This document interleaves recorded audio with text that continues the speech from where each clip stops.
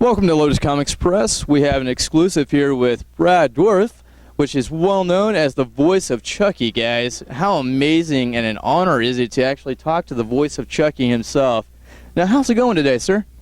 For a Sunday, way better than normal. Absolutely. Now, I mean, being at the 10th anniversary of Texas Frightmare, how'd it go for you? Better than any con I've been to. Absolutely, right? I mean, I believe that they actually do an amazing job with what they do through the 10 years that they've been here. Mm-hmm. And, you know, first off, I mean, being that you've done the voice of Chucky, the Lord of the Rings part, you know, obviously the Two Towers, what's been your favorite role throughout, you know, you've been in X-Files, so I was kind of wondering, you've done all types of different genres, you know, anywhere from fantasy to horror to, you know, to drama to sci-fi. Mm-hmm. What's your favorite?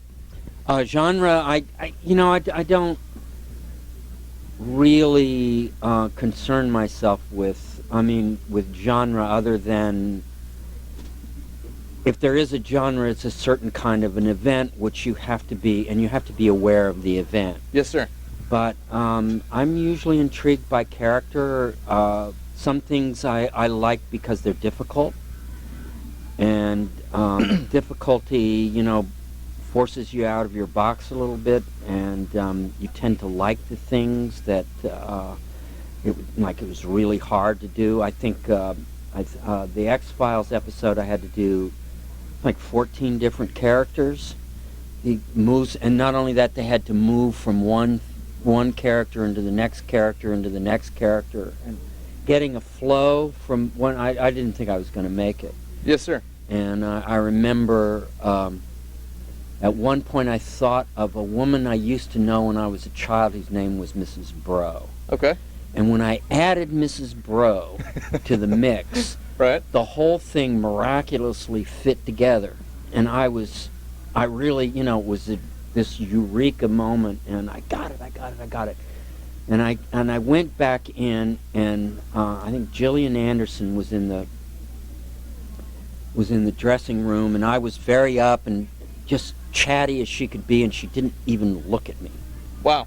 Okay. And she just was like, and then I thought, oh God, she hates me, and then I went and did this thing, and I thought, and nobody even acted like I was there in a way, and I felt like, well, I could always be a cab driver. And, you know, it turned out that they loved what I was doing, and she and I connected, and it turned out to be a great experience. So I remember that whole thing quite fondly.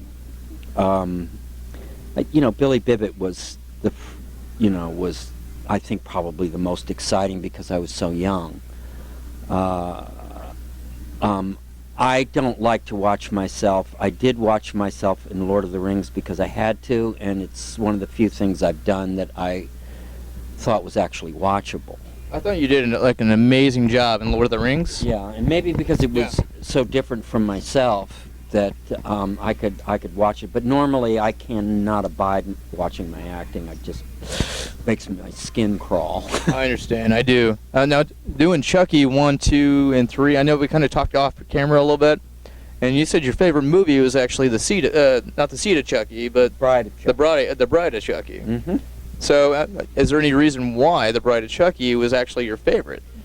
Just from an audience standpoint, yes, sir. I watched it, and the way that the Bride of Frankenstein became part of something that actually drove the story because it meant so much to Tiffany. Right. Jennifer Tilly was amazing. And Jennifer Tilly was amazing in it, and also, you know, you go into a studio and do the whole movie. Okay. Alone, you know, and for the first time we had these booths with glass in between us so that our voices wouldn't spill over, and I got to act with Jennifer. That's awesome. And it was fun.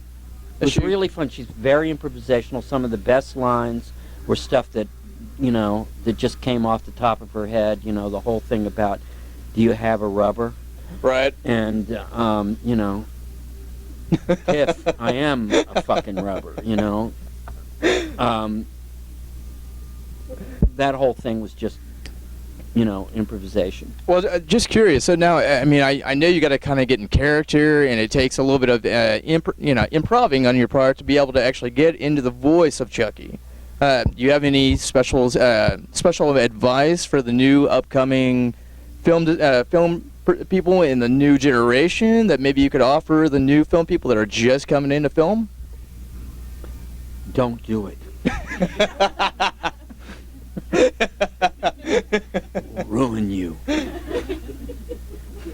Well, I know you don't have a lot of time, but I do at least want to ask you one last question. Now, with the Chucky series in general, are we going to see you on screen anytime soon with a new version of Chucky, or more of maybe a sequel to the last one? You know, my daughter kicked ass so much, I think we'll be seeing a lot of her.